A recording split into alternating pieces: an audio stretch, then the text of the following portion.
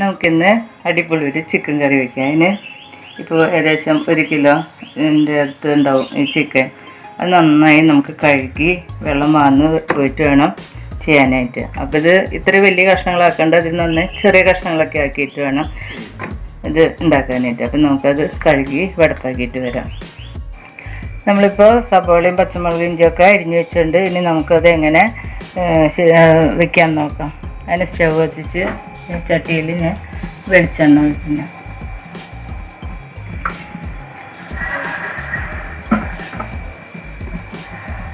നന്നായി ഒന്ന് ചൂടായി കഴിയുമ്പോൾ ബാക്കി കിട്ടാം.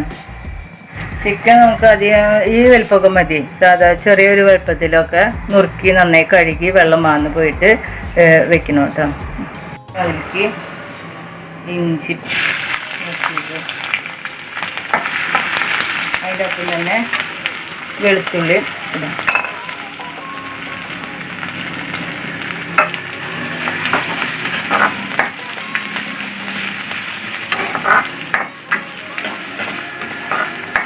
ഒന്ന് വാടി കഴിയുമ്പോൾ നമുക്ക്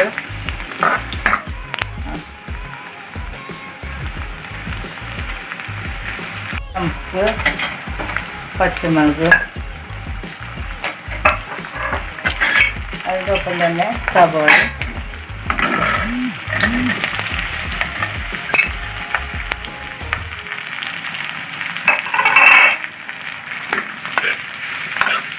നന്നായി ഒന്ന് വാടുന്ന വരെ നമുക്കത് ഇളക്കി കൊടുക്കണം. നന്നായി പെട്ടെന്ന് വാടി കിട്ടാനായിട്ട് നമുക്കൊരു കുറച്ച് പൊടിയുപ്പ് ഇട്ടിട്ട് ഇളക്കി കൊടുക്കാം.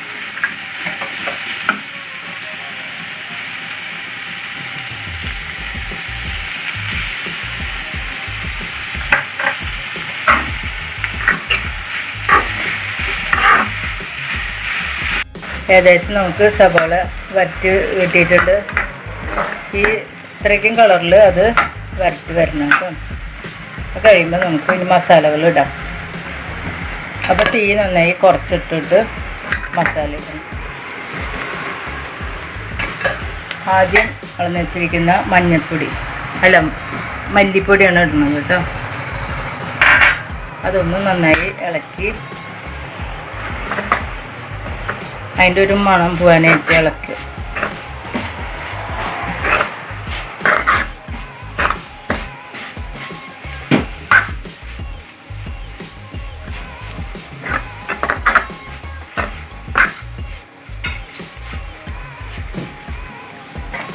അതിൻ്റെ കൂടെ മഞ്ഞൾപ്പൊടി,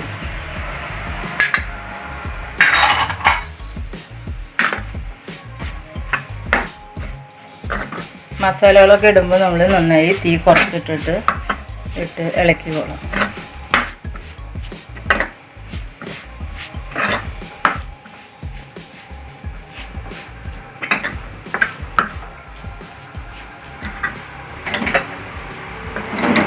നമുക്ക് എടുത്ത് വെച്ച മുളക് പൊടി,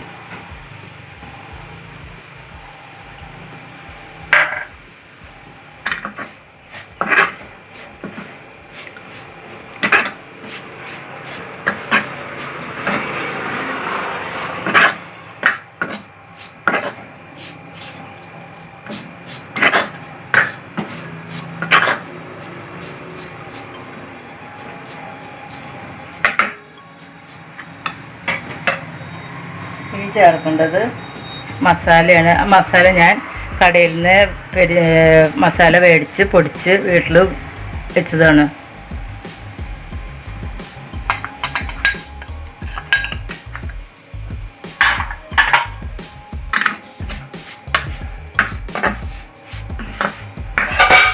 നമുക്ക് അതിൻ്റെ കൂടെ വേപ്പിലയും മല്ലിയിലയും പുതിനയിലയും ഇടാം.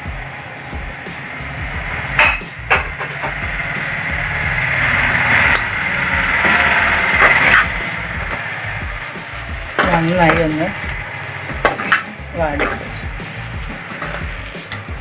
ഇതിൽ കാശ്മീരി മുളക് പൊടിയാണ് ഇടുന്നത്. മൊത്തം മണം വരുന്നുണ്ട്. നമുക്ക് ഇനി അതിലേക്ക് ഇതൊന്ന് മസാലയൊക്കെ നന്നായി ഇളകി വരാൻ വേണ്ടിയിട്ട് ഒരു 1/2 ഗ്ലാസ് അപ്പം തീ നന്നായി കൂട്ടിയിട്ടിട്ട് വെച്ചാൽ ഇതൊന്ന് തിളക്കിട്ട് നന്നായി തിളച്ചിട്ടുണ്ട്. ഇനി ഈ മസാലയിലേക്ക് നമുക്ക് കോഴി ഇടാം.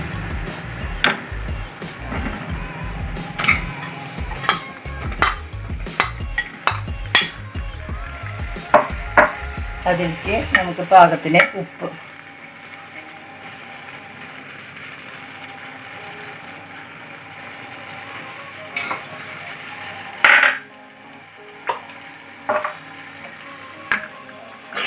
നന്നായി മിക്സ് ചെയ്യാം.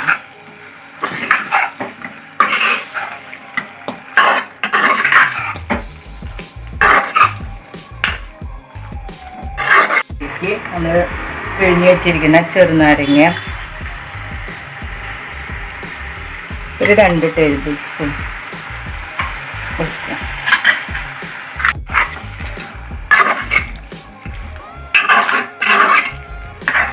അത് വേവിച്ചെടുക്കാം. മൂടി വെച്ച് വേവിക്കാം.